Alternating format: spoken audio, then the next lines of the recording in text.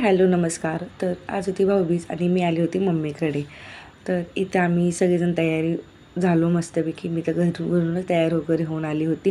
त्याच्यानंतर इथं भावाला ओवाळून घेतलं, म्हणजे आमची भाऊबीज झाली. आमच्या इकडे आजच्या दिवशी भावाच्या पाया पडले जातात, कारण की भाऊ मोठा असो लहान असो आज त्याचा मान असतो. त्याच्यानंतर आशू पण इथं ओवाळून घेत आहे. 2 वर्ष झाली असेल. 2 वर्षानंतर आम्ही असं एकत्र आहे भाऊबीजेला, नाहीतर कोण एक असतं आणि कोण नसतं वगैरे असंच चालू आहे सध्या.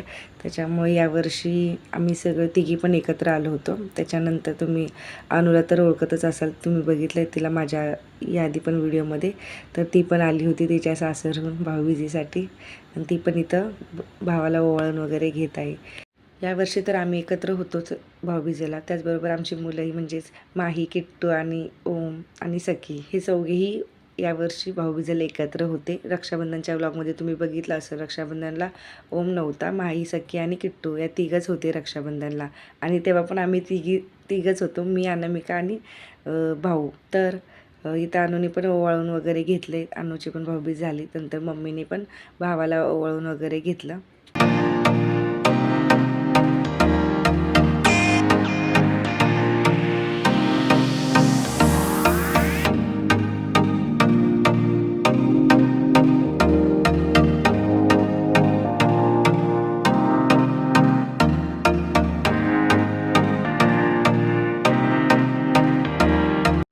अनुने दिलं होतं किट्टूला भरवण्यासाठी, पण ते सखीने स्वतःच खाऊन टाकलं.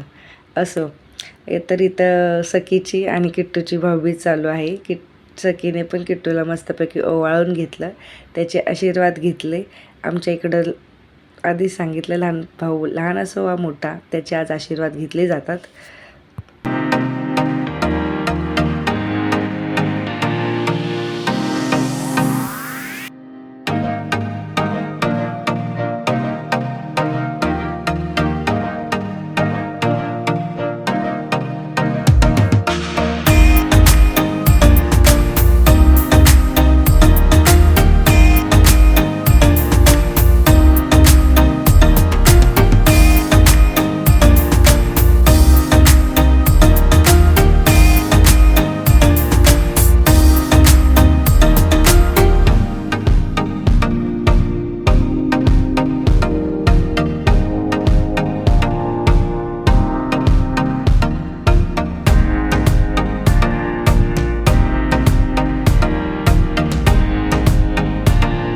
मग काय, ओवाळण वगैरे झाल्या, गिफ्ट भेटल्यावर आमची सखी एकदम झाली खुश.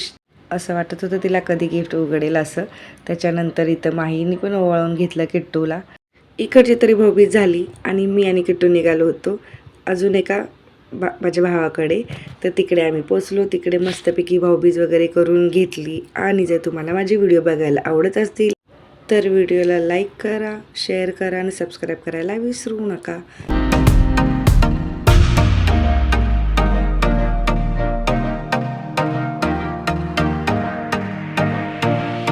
कसा वाटला भाऊबीजेचा व्लॉग? भेटूया अशाच एक नवीन व्लॉगमध्ये. Okay, bye.